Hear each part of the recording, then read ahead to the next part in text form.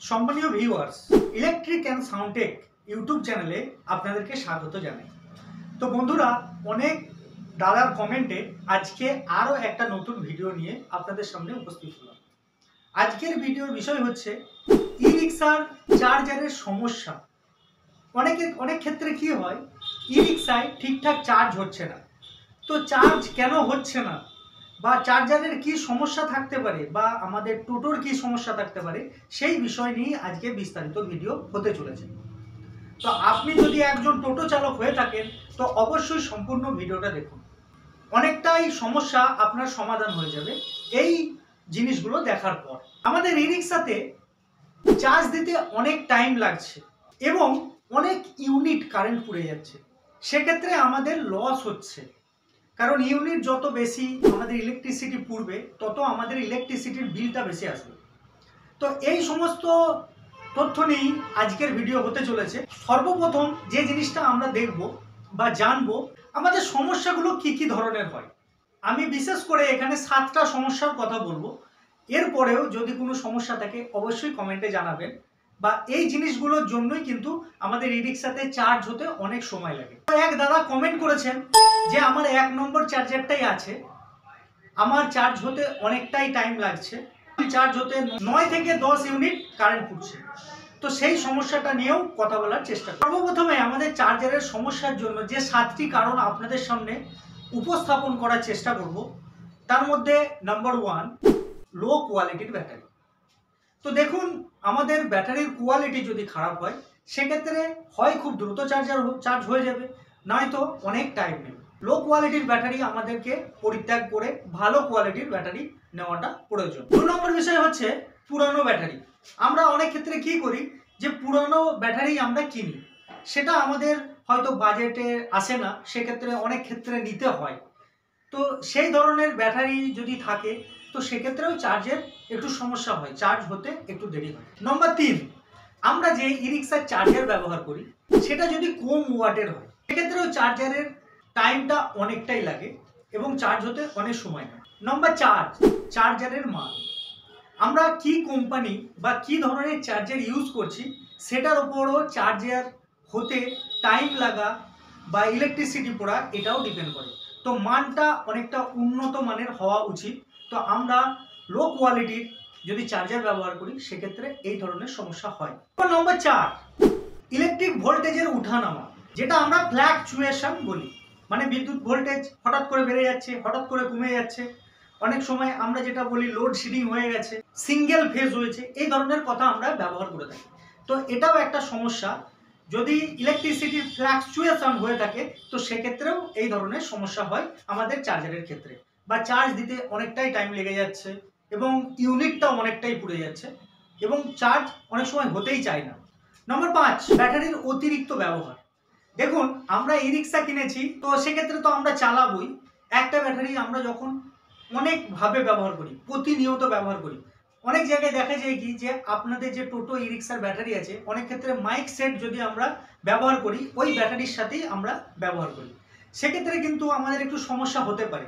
এছাড়া আমরা প্রতিনিয়ত হয়তো এলাম, আবার চার্জে গুঁজে দিলাম, কিছুক্ষণ পর আবার গেলাম, আবার এসে আবার চার্জে গুঁজে দিলাম, এরকম করলে অতিরিক্তভাবে ব্যাটারিটাকে ব্যবহার করলে সেক্ষেত্রেও আমাদের উঠতে অনেক সময় লাগে। নম্বর 6, তাপমাত্রার সমস্যা।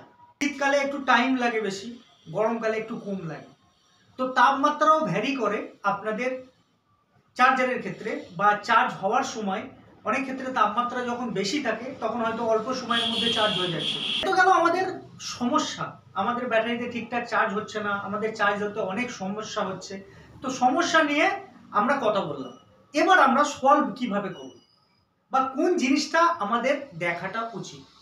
তো চলুন সেই বিষয়টা, মানে আমাদের চার্জ হচ্ছে না, আমাদের চার্জ হতে অনেক সময় লাগছে, অনেক ক্ষেত্রে কি হয় যে আমাদের ইউনিটটা বেশি পুড়ে যাচ্ছে, ইলেকট্রিসিটির বিল বেশি আসছে। তো সেটার জন্য আমাদের করণীয়টা কি, মানে আমরা করব কি।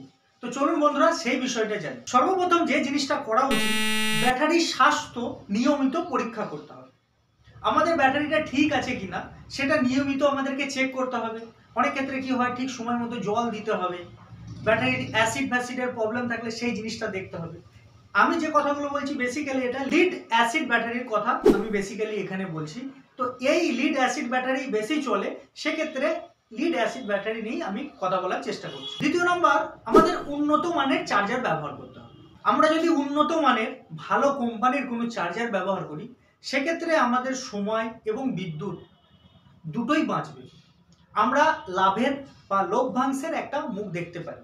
তো উন্নত মানের চার্জার আমরা ব্যবহার করার চেষ্টা করব।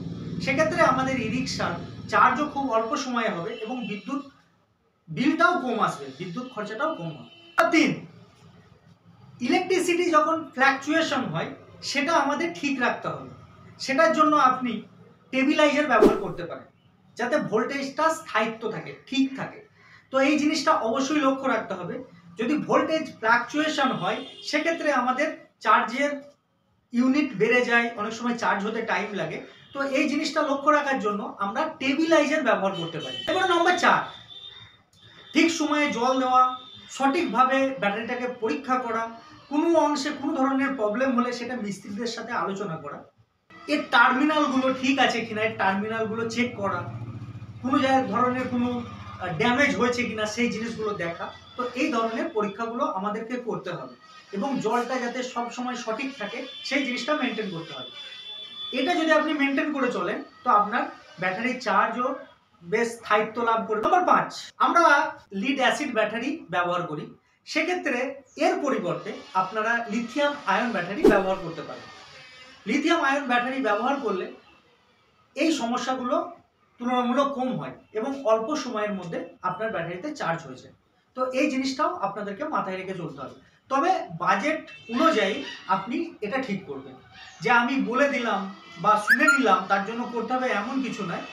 আমরা বাজেট অনুযায়ী কাজ করব এবং ব্যাটারি যদি আমরা নিয়মিত পরীক্ষা করি, ঠিকঠাকভাবে আমরা যদি চলি, তার সার্ভিসিং ঠিকঠাক করাই, তাহলে আমাদের কোনো ধরনের সমস্যা হওয়ার সম্ভাবনা থাকে না। নম্বর 6, যেটা আমাদের বড় সমস্যা, এই জিনিসটার জন্যই আমাদের চার্জারের বা ব্যাটারির অনেক সমস্যা হয়, সেটা হচ্ছে যখন আপনি ব্যাটারিতে চার্জ দিচ্ছেন তাকে পর্যাপ্ত সময় দিন। সময়টা তাদেরকে দিতে হবে, ঠিক সময় মতো সময় না দিলে আমাদের অনেক ধরনের সমস্যা হবে। তো সময় দেওয়াটা অবশ্যই জরুরি, কারণ একটা ব্যাটারি চার্জ হতে যে সময় লাগে সেই সময়টুকু তাকে দিতে হবে। বন্ধুরা, এই ছিল আজকের ভিডিও। তো এই জিনিসগুলো আপনারা লক্ষ্য রাখুন, আপনাদের ব্যাটারির চার্জও খুব অল্প সময়ে হয়ে যাবে এবং আপনাদের বিদ্যুৎ খরচাও কমবে। এই বিষয়গুলো ফলো করলে আশা করি আপনারা ভালো ফল পাবেন। তো কেমন লাগলো বন্ধুরা ভিডিও, অবশ্যই কমেন্টে জানাবেন। আরও কী ধরনের সমস্যা হয় বা আপনারা সেই সমস্যার সম্মুখীন হন, সেটা অবশ্যই কমেন্টে জানাবেন। আর যে বন্ধু কমেন্ট করেছিলেন তাকে অসংখ্য ধন্যবাদ, তার অনুপ্রেরণাতেই এই ভিডিওটা। অবশ্যই আপনারা যারা কমেন্ট করবেন, কোথা থেকে কমেন্ট করছেন আর আপনার নামটা দিবেন। প্রতিটা ভিডিওতে আপনাদের কমেন্ট এবং নাম বলার আমি চেষ্টা করব। তো বন্ধুরা, আর বেশি কথা না বাড়িয়ে আজকে এই পর্যন্তই।